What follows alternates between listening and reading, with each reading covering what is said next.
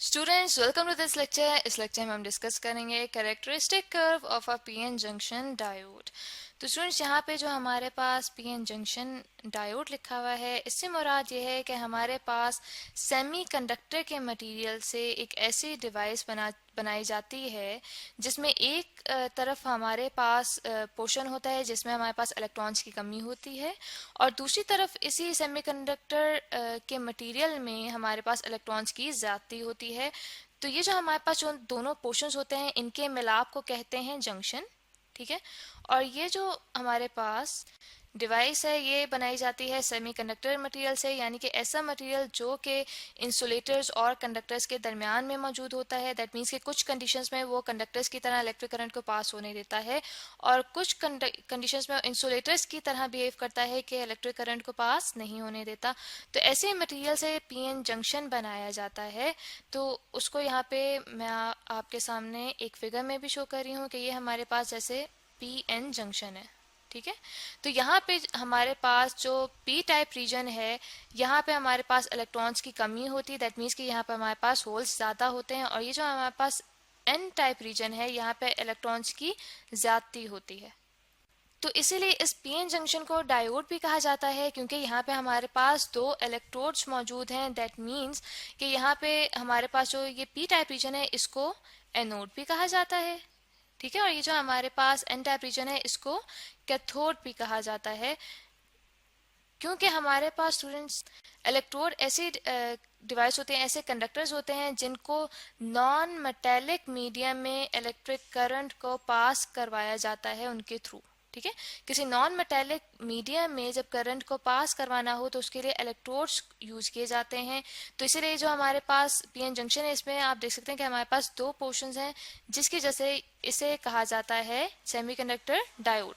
तो अब हम स्टडी करेंगे कि हमारे पास ये जो पीएन जंक्शन डायोड है, इसके जो कैरेक्टरिस्टिक्स हैं, मेन कैरेक्टरिस्टिक्स, वो हमारे पास होते हैं रिवर्स बायसिंग और फॉरवर्ड बायसिंग। तो उनके लिए जो हमारे पास कैरेक्टरिस्टिक कर्व आता है, उसको हम डिस्कस करेंगे। तो स्टूडेंट्स, ये जो हमारे पास दो कैरेक्टरिस्टिक्स होते हैं मेन पीएन जंक्शन के, वो हमारे पास इस तरह से आते हैं कि किस तरीके से बैटरी को ज्वाइन किया जाता है पीएन जंक्शन के साथ। ठीक है। तो यहाँ पे जैसे कि आप एक सर्किट डायग्राम देख सकते हैं कि जिसमें हमने पीएन जंक्शन के साथ बैटरी को ज्वाइन किया हुआ है, और हमने ऐसे ज्वाइन किया हुआ है कि जो हमारे पास पॉजिटिव टर्मिनल है बैटरी का, वो इस पीएन जंक्शन के एन टाइप रीजन के साथ अटैच्ड है, और जो हमारे पास नेगेटिव टर्मिनल है बैटरी का, वो हमारे पास पीएन जंक्शन के पी टाइप रीजन के साथ अटैच्ड है। ठीक है। तो हमारे पास ये जो सर्किट मौजूद है, इसमें ये होता है कि जो पीएन जंक्शन होता है, उसके अंदर बहुत ज़्यादा रेजिस्टेंस होती है इलेक्ट्रॉन्स के फ्लो को। ठीक है। इसलिए उसके अंदर एक डिप्लीशन रीजन होता है, उसकी विड्थ बहुत ज़्यादा होती है। तो इसलिए इस टाइप के जो हमारे पास अरेंजमेंट आती है, उसे कहा जाता है रिवर्स बायसिंग। ठीक है। यहाँ पे हम लिख लेते हैं कि हमारे पास कहलाती है रिवर्स बायसिंग, कि हमने पीएन जंक्शन को रिवर्स बायस कर लिया है। जबकि इसके मुकाबले में हम अगर बैटरी को मुख्तलिफ तरीके से ज्वाइन करें, तो आप इस दूसरी फिगर में देख सकते हैं कि जो हमारे पास बैटरी है, उसका जो पॉजिटिव टर्मिनल है, वो अब पीएन जंक्शन के पी टाइप के साथ अटैच है, जबकि जो हमारे पास बैटरी है, उसका नेगेटिव जो टर्मिनल है, वो पीएन जंक्शन के एन टाइप रीजन के साथ अटैच्ड है। तो स्टूडेंट्स, इस टाइप की अरेंजमेंट में इलेक्ट्रॉन्स को बहुत कम रेजिस्टेंस महसूस होती है पीएन जंक्शन में, जिसकी वजह से हमारे पास करंट ज़्यादा फ्लो करता है, और इस अरेंजमेंट को कहा जाता है फॉरवर्ड बायसिंग। तो यहाँ पे हम लिख लेते हैं कि हमारे पास फॉरवर्ड बायसिंग होती है पीएन जंक्शन की इस अरेंजमेंट में। तो जो हमारे पास वोल्टेज होता है, करंट होता है इस सर्किट में, उसके लिए आप देख सकते हैं कि हमने इन सर्किट्स में एमीटर्स ज्वाइन किए हुए हैं, और साथ ही वोल्ट मीटर्स को यहाँ पे अटैच किया हुआ है, ताकि जैसे जैसे वोल्टेज बढ़ाते जाते हैं हम, वैसे वैसे हम कैरेक्टरिस्टिक्स इन दोनों अरेंजमेंट्स में देख सकते हैं कि हमारे पास करंट जो है वो कैसे इंक्रीज कर रहा है। तो स्टूडेंट्स, इन दोनों अरेंजमेंट्स के लिए जो हमारे पास ग्राफ आता है, वो कहलाता है कैरेक्टरिस्टिक कर्व, जो कि आप यहाँ पे देख सकते हैं कि यहाँ पे एक पिक्चर मैंने पुट की है, जिसमें फॉरवर्ड बायस के लिए आप देख सकते हैं कि एक खास वैल्यू पे जाके हमारे पास करंट इंक्रीज हुआ है जैसे जैसे हमने वोल्टेज को इंक्रीज किया है।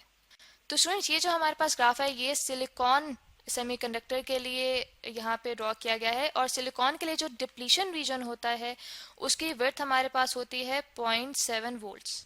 ठीक है। तो आप देख सकते हैं कि 0.7 वोल्ट्स के बाद एकदम से हमारे पास इंक्रीज आया है करंट में। वो इस वजह से कि जो डिप्लीशन रीजन होता है पीएन जंक्शन में, उसकी जैसे रेजिस्टेंस होती है चार्जेस को फ्लो करने में, जबकि हमारे पास जो सिलिकॉन है उसके अंदर इस रीजन की जो हमारे पास वोल्टेज है वो हमारे पास 0.7 वोल्ट है। दैट मीन्स कि हमारे पास जब चार्जेस को 0.7 वोल्ट से ज़्यादा का पोटेंशियल मिलता है तो उनमें फ्लो स्टार्ट होता है, और उनके फ्लो की वजह से हमारे पास करंट एकदम से इंक्रीज करता है। जबकि हमारे पास जो जर्मेनियम होता है सेमीकंडक्टर, उसके जो हमारे पास डिप्लीशन रीजन की वोल्टेज होता है वो हमारे पास होता है 0.3 वोल्ट्स। तो स्टूडेंट्स ये तो हमारे पास हो गया फॉरवर्ड बायसिंग, और जो हमारे पास रिवर्स बायसिंग होता है उसमें आप देख सकते हैं कि हमारे पास बहुत कम करंट फ्लो करता है as compare to forward bias के। तो स्टूडेंट्स यहाँ पे हम देख सकते हैं कि जैसे जैसे वोल्टेज को हम इंक्रीज करते हैं तो हमारे पास जो करंट है बहुत कम अमाउंट में वो इंक्रीज होता है, और ऑलमोस्ट कुछ रीजन तक वो कांस्टेंट रहता है। लेकिन इस दौरान ये हो रहा होता है कि हमारे पास जो चार्जेस होते हैं वो पोटेंशियल के इंक्रीज होते हुए उनकी काइनेटिक एनर्जी इंक्रीज हो रही होती है, और उस काइनेटिक एनर्जी के इंक्रीज होते हुए उनके जो बॉन्ड्स होते हैं वो टूटने के चांसेस ज़्यादा होते जाते हैं। तो जैसे कि जैसे हमारे पास ये एक ख़ास वोल्टेज करीब आता है जिसे कहा जाता है ब्रेकडाउन वोल्टेज, तो इस वोल्टेज में हमारे पास ये होता है कि हमारे पास एक एवलांच होता है। एवलांच से मुराद ये है कि हमारे पास एकदम से बहुत ज़्यादा चार्जेस का फ्लो यहाँ पर प्रोड्यूस होता है, जिसकी वजह से एकदम से करंट में इंक्रीज आता है। और आप यहाँ पे देख सकते हैं कि हमारे पास जो करंट का ग्राफ है वो भी यहाँ पे उसका जो स्लोप है वो काफ़ी ज़्यादा हो जाता है एज़ कम्पेयर टू जो हमारे पास पहले करंट की वैल्यूज़ आ रही थी। तो ये जो हमारे पास पॉइंट आता है, ये जो वोल्टेज आता है, इससे ज़्यादा वोल्टेज इंक्रीज़ नहीं किया जाता आमतौर पे डिवाइसेस में, क्योंकि इस वोल्टेज से ज़्यादा जब हमारे पास करंट एकदम से फ्लो करना शुरू होता है तो जो हमारे पास डिवाइस होती है उसमें डैमेज होने के चांसेस ज़्यादा होते हैं। तो इसलिए ये ध्यान रखा जाता है कि इस खास पोटेंशियल से ज़्यादा पोटेंशियल को इंक्रीज़ ना किया जाए ताकि डिवाइस के डैमेज होने के चांसेस ना हो। तो आई होप स्टूडेंट्स कि आपको ये लेक्चर से समझ आ गया होगा, जिसमें हमने पीएन जंक्शन डायोड के कैरेक्टरिस्टिक कर्व को डिस्कस किया है।